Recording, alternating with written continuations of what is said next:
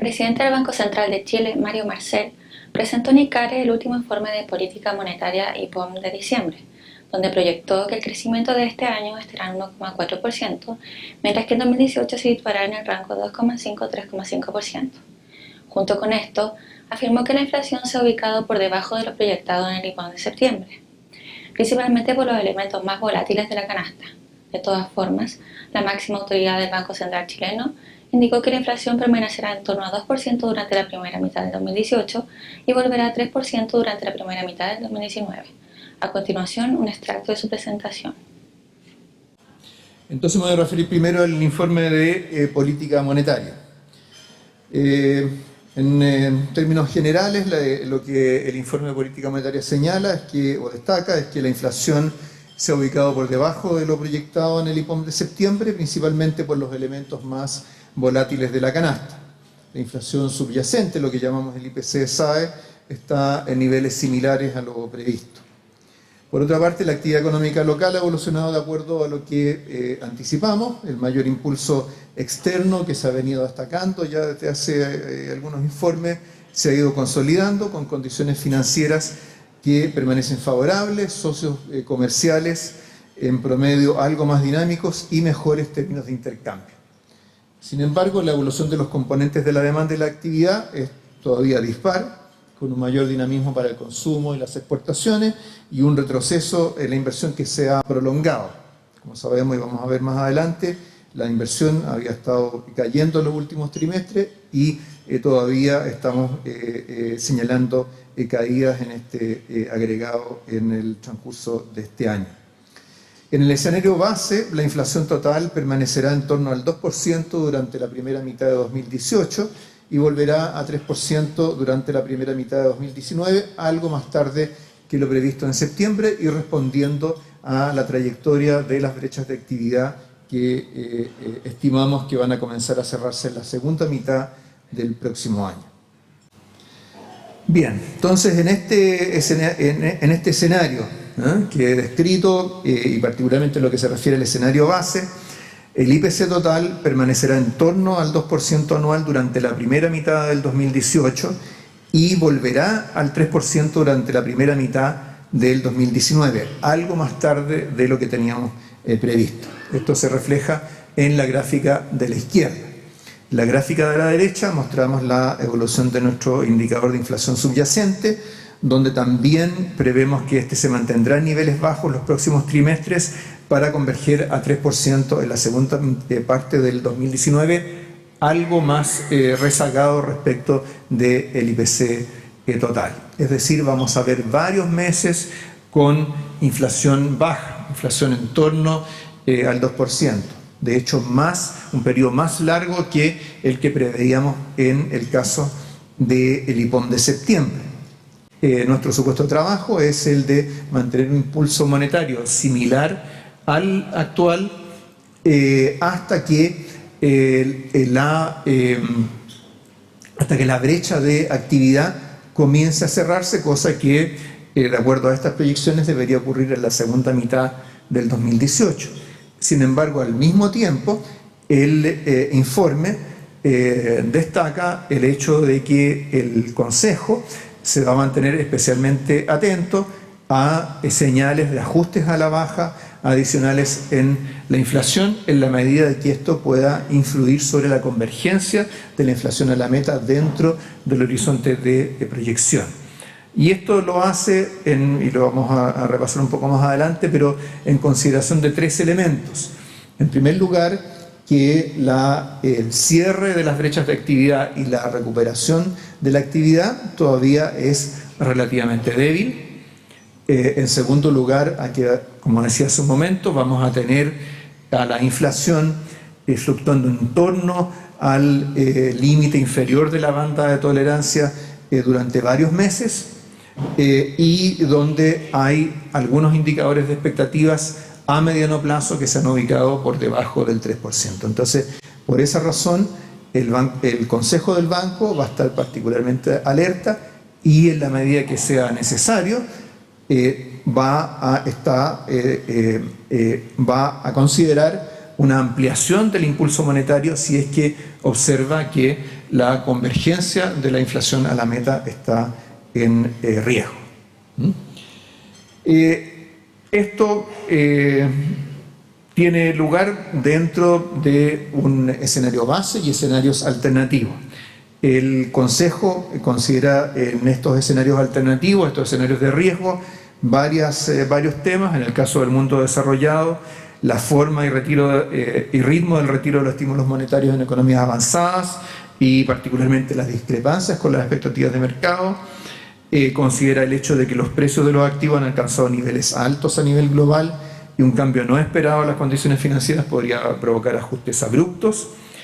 En el mundo desarrollado también hace referencia a la inflación como foco de atención, dado que tenemos registros que se han mantenido bajos pese al mayor dinamismo de la actividad y del mercado del trabajo en esos países, incertidumbre todavía en materia fiscal y de política comercial en Estados Unidos y algunos elementos todavía de incertidumbre política en Europa, riesgos políticos en Asia y en el Medio Oriente, pero también junto con estos elementos que podrían hacer que las cosas no fueran tan positivas como lo esperamos, también es posible que la dinámica del crecimiento de la economía mundial tienda a afianzarse y a profundizarse en los próximos meses. En el mundo emergente, la principal fuente de riesgo sigue siendo China, aunque especialmente dado que todavía hay temas o desequilibrios por resolver en algunos mercados. Se discute mucho sobre lo que ocurre en el sector financiero y particularmente los niveles de endeudamiento en la economía china. Sin embargo, la desaceleración del crecimiento ha sido algo más gradual que lo previsto. En el caso del precio del cobre, en el escenario base suponemos que el precio del cobre va a tener un descenso gradual en lo venidero, especialmente en el transcurso del 2018 y hacia el 2019. Podría ocurrir que ese descenso fuera más significativo en la medida que algunos factores financieros que han estado presionando el precio del cobre al alza pudieran revertirse, pero también puede ser que proyecciones que hoy día son más optimistas que la nuestra respecto del cobre efectivamente se vayan validando. En el caso de la actividad interna,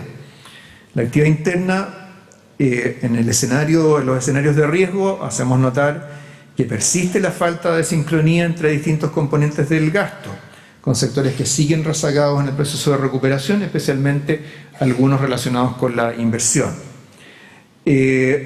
Por otro lado, hacemos notar que, como decía hace un momento, que la confianza de consumidores y empresarios ha sido alentada más que nada por anticipación de cómo podrían evolucionar las cosas en el futuro, más que por lo que se observan en la actualidad, lo cual podría eventualmente revertirse.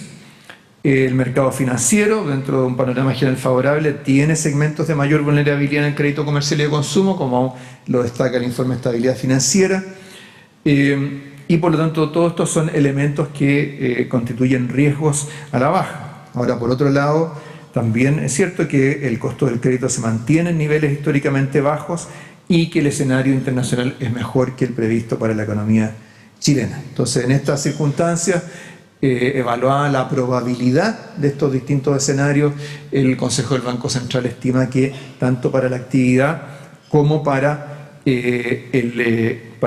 la inflación, estas probabilidades están relativamente equilibradas.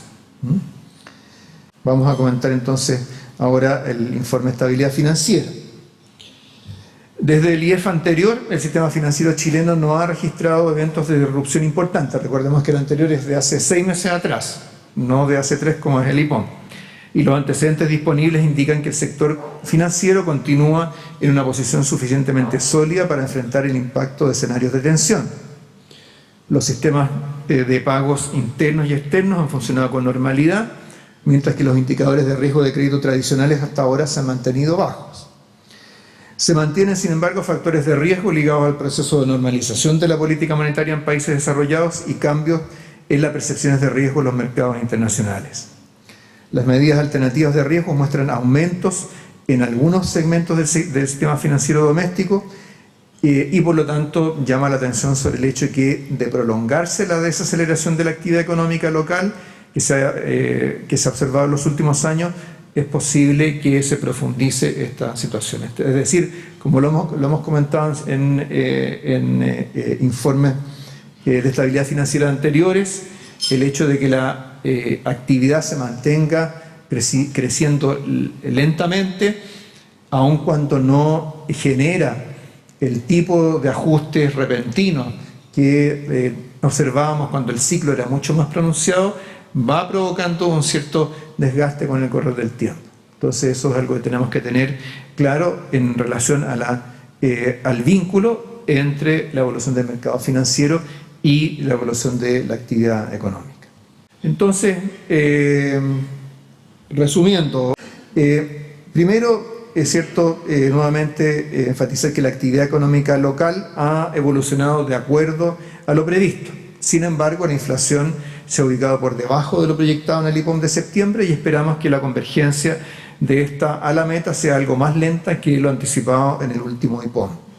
El cierre de la brecha de actividad, especialmente en la segunda mitad del próximo año, va a ayudar a la convergencia de la inflación dentro del horizonte de proyección.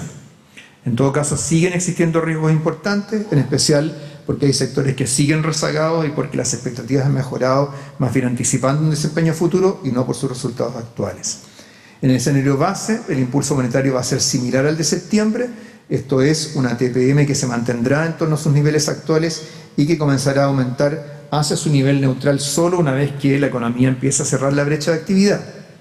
Y, como señalaba hace un momento, el Consejo considera que el balance de riesgos para la actividad y la inflación están equilibrados, pero reitera su intención de monitorear eventuales desviaciones a la baja de la inflación en el corto plazo que puedan poner en riesgo su convergencia a la meta en el horizonte de proyección. Estos factores de riesgo permiten valorar la importancia de un marco de política macroeconómica coherente, donde la política monetaria puede operar de manera contracíclica. Cuando hablamos de la posibilidad de una orientación algo más expansiva de la política monetaria, en caso de que se anticipe demoras o una convergencia a la meta de inflación que no se produzca dentro del escenario de política, estamos haciendo referencia a esto, a esa capacidad contracíclica de la política monetaria, y donde el tipo de cambio flotante actúa como un amortiguador de eventuales shocks externos. Entonces, con eso resumo los mensajes principales de estos dos informes, los datos más importantes, las proyecciones y sus implicancias en términos de la trayectoria de la política monetaria. Muchas gracias.